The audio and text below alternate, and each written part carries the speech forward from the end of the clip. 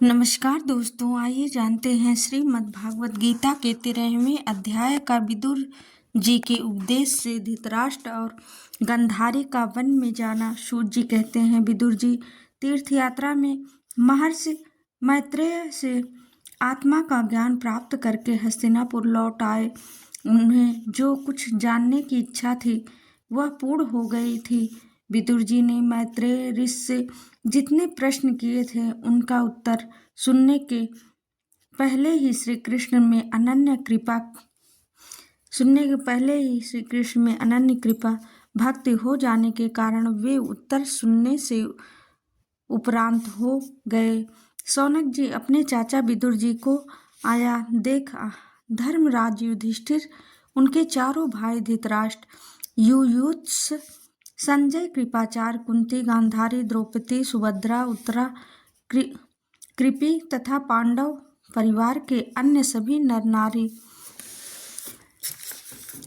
अपने पुत्रों सहित दूसरी स्त्रियां सब के सब बड़ी प्रसन्नता से मानो मृत शरीर से प्राण आ गया हो ऐसा अनुभव करते हुए उनकी अगवानी के लिए सामने गए।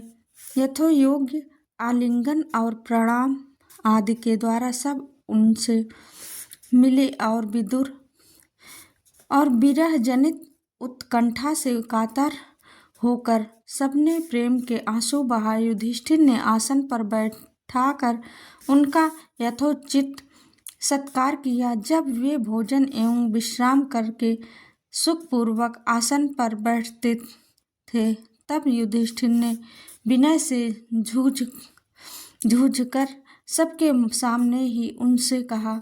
युधिष्ठिर ने कहा, चाचा जी, जैसे पक्षी अपने अंडों के पंखों की छाया के नीचे रखकर उन्हें सेते और बढ़ाते हैं, वैसे ही आपने अत्यंत वात्सल्य से अपने कर कमलों की छत्र छाया में हम लोगों को पाला पोषा है। बार बार आपने हमें और हमारी माता को विषदान और लाक्षागृह के दाह आदि विपत्तियों से बचाया है। क्या आप कभी हम लोगों की भी याद करते रहे हैं?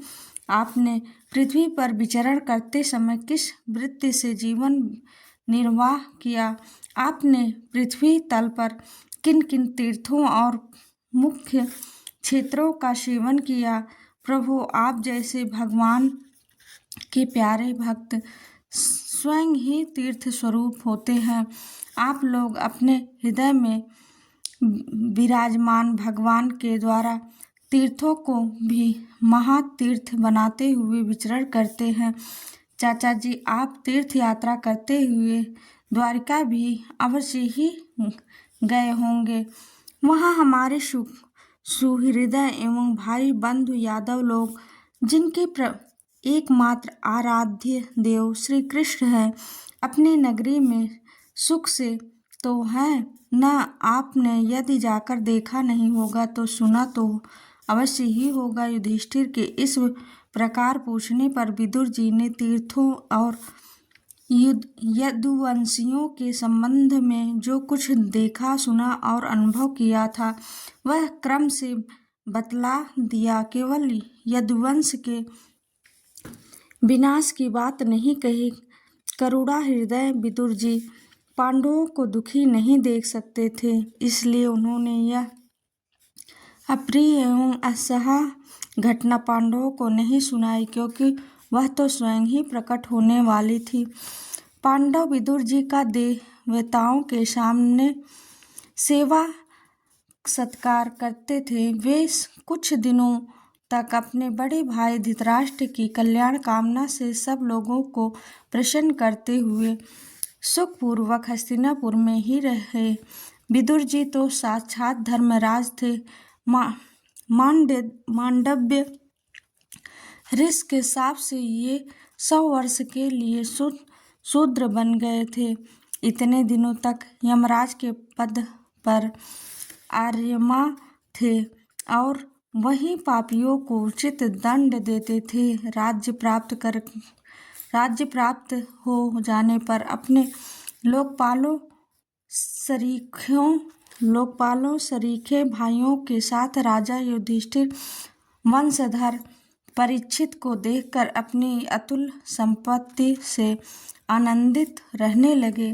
इस प्रकार पांडव गृहस्थ के काम धंधों में रम गए और उन्हीं के पीछे एक प्रकार से यह बात भूल गए कि अनजान में ही हमारा जीवन मृत्यु की ओर जा रहा है। अब देखते देखते उनके सामने वह समय आ पहुंचा जिसे कोई टाल नहीं सकता। परंतु विदुर जी ने काल की गति जानकर अपने बड़े भाई धृतराष्ट्र से कहा, महाराज देखिए, अब बड़ा भयंकर समय आ गया है, झटपट यहाँ से निकलना चाहिए। हम लोगों के सिर पर वह सर्वसमर्थ काल मंडराने लगा है जिसके टालने का कहीं भी कोई उपाय नहीं है। काल के वशीभूत होकर जीवन का अपने प्रियतम प्राणों से भी बात में वियोग हो जाता है। फिर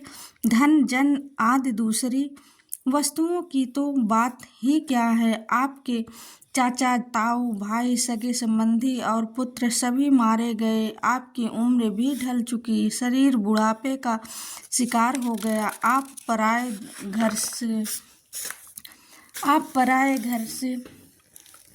घर में पड़े हुए हैं। ओह, इस प्राणी की जीवित रहने की कितने प्रबल इच्छा होती है। इसके कारण तो आप भीम का दिया हुआ टुकड़ा खाकर कुत्ते का सा जीवन बिता रहे हैं।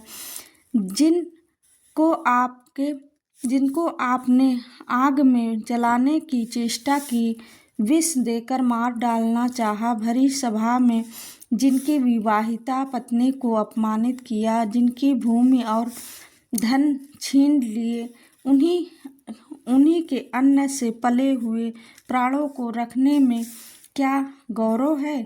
आपके अज्ञान की हद हो गई है कि अब भी आप जीना चाहते हैं, परंतु आपके चाहने से क्या होगा। पुराने वस्त्र की तरह बुढ़ापे से गला हुआ आपका शरीर आपके न चाहने पर भी क्षीण हुआ जा रहा है। अब इस शरीर से आपका कोई स्वार्थ सधने वाला नहीं है। इसमें फंसिए मत, इसकी ममता का बंधन काट डालिए। जो संसार के संबंधियों से अलग रहकर उनके अनजान में अपने शरीर का त्याग करता है, वही धीर कहा गया है। चाहे अपनी समझ से हो या दूसरों के समझाने से। जो इस संसार को दुख रूप समझकर इससे विरक्त हो जाता है और अपने अंतःकरण को वश में करके हृदय में भगवान को धारण कर संन्यास के लिए घर से निकल पड़ता है, वही उत्तम मनुष्य है। इसके आगे जो समय आने वाला है वह प्रायः मनुष्यों के गुणों को घटाने वाला होगा। इसलिए आप अपने कुटुंबियों से छिपकर उत्तराखंड में चले जाइए। जब छोटे भाई विदुर से अंधे राजा धृतराष्ट्र को इस प्रकार समझाया, तब उनकी प्रज्ञा के नेत्र खुल गए। वे भाई बंधुओं के सुदृढ़ स्नेह पाशों को काटकर अपने छोटे भाई विदुर के दिखलाए हुए मार्ग से निकल पड़े। जब परम पतिव्रत सुबल नंदिनी गांधारी ने देखा कि मेरे पतिदेव तो उस हिमालय की यात्रा कर रहे हैं जो सन्यासियों को वैसा ही सुख देता है जैसे वीर पुरुष को लड़ाई के मैदान में अपने शत्रु के द्वारा किए हुए न्यायोचित प्रहार से होता है, तब वे भी उनके पीछे पीछे चल पड़ी। अजात शत्रु युधिष्ठिर ने प्रातःकाल संध्या वंदन तथा अग्निहोत्र करके ब्राह्मणों को नमस्कार किया और उन्हें तिल और भूमि और सुवर्ण का दान दिया। इसके बाद जब वे गुरुजनों की चरण वंदना के लिए राजमहल में गए तब उन्हें धृतराष्ट्र, विदुर तथा गांधारी के दर्शन नहीं हुए। युधिष्ठिर ने उद्विग्न चित्त होकर वहीं बैठे हुए संजय से पूछा, संजय, मेरे वे वृद्ध और नेत्रहीन पिता धृतराष्ट्र कहाँ हैं? पुत्र शोक से पीड़ित दुखिया माता गांधारी और मेरे परम हितैषी चाचा विदुर जी कहाँ चले गए? ताऊ जी अपने पुत्रों और बांधुओं के मारे जाने पर से दुखी थे और मैं बड़ा मंद बुद्धि हूँ। कहीं मुझसे किसी अपराध की शंका करके वे माता गांधारी सहित गंगा जी में तो नहीं कूद पड़े। जब हमारे पिता पांडु की मृत्यु हो गई थी और हम लोग नन्हे बच्चे थे, तब इन्हीं दोनों चाचाओं ने बड़े बड़े दुखों से हमें बचाया था। वे हम पर बड़ा ही प्रेम रखते थे। हाय, वे यहाँ से कहाँ चले गए? सूत जी कहते हैं, संजय अपने स्वामी धृतराष्ट्र को न पाकर कृपा और स्नेह की विकलता से अत्यंत पीड़ित और विरहातुर हो रहे थे। वे युधिष्ठिर को कुछ उत्तर न दे सके। फिर धीरे धीरे बुद्धि के द्वारा उन्होंने अपने चित्त को स्थिर किया, हाथ से आंखों के आंसू पोंछे और अपने स्वामी धृतराष्ट्र के चरणों का स्मरण करते हुए युधिष्ठिर से कहा।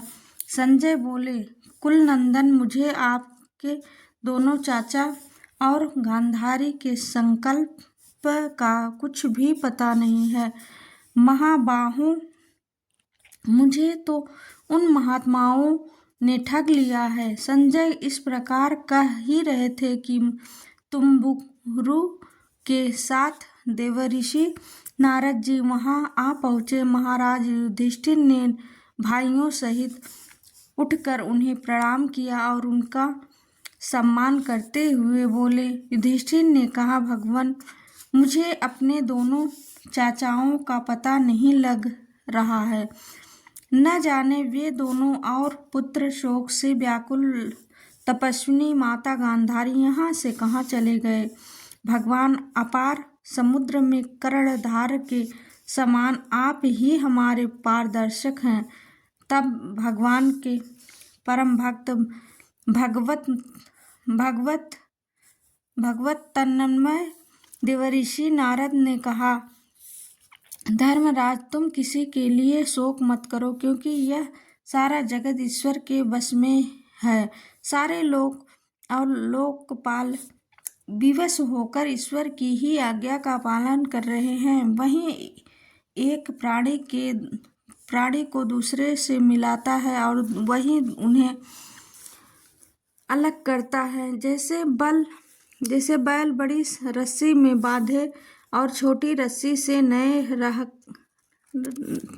रस्सी से नथे रहकर अपने स्वामी का भार ढोते हैं, उसी प्रकार मनुष्य भी वर्णाश्रमादि अनेक प्रकार के नामों से वेद रूप रस्सी में बंधकर ईश्वर की ही आज्ञा का अनुसरण करते हैं। जैसे संसार में खिलाड़ी की इच्छा से ही खिलौने का संयोग और वियोग होता है, वैसे ही भगवान की इच्छा से ही मनुष्य का मिलना बिछड़ना होता है। तुम लोगों को जीव रूप से नित्य मानो या देह रूप से अनित्य अथवा जड़ रूप से अनित्य और चेतन रूप से नित्य अथवा शुद्ध ब्रह्म रूप में नित्य अनित्य कुछ भी न मानो। किसी भी अवस्था में मोहजन्य आसक्ति के अतिरिक्त वे शोक करने योग्य नहीं है। इसलिए धर्मराज, वे दीन दुखी चाचा चाची असहाय अवस्था में मेरे बिना कैसे रहेंगे? इस अज्ञान जन्य मन की विकलता को छोड़ दो। यह पाश्च भौतिक शरीर काल कर्म और गुणों के वश में है। अजगर के मुंह में पड़े हुए पुरुष के समान यह पराधीन शरीर दूसरों की रक्षा ही क्या कर सकता है।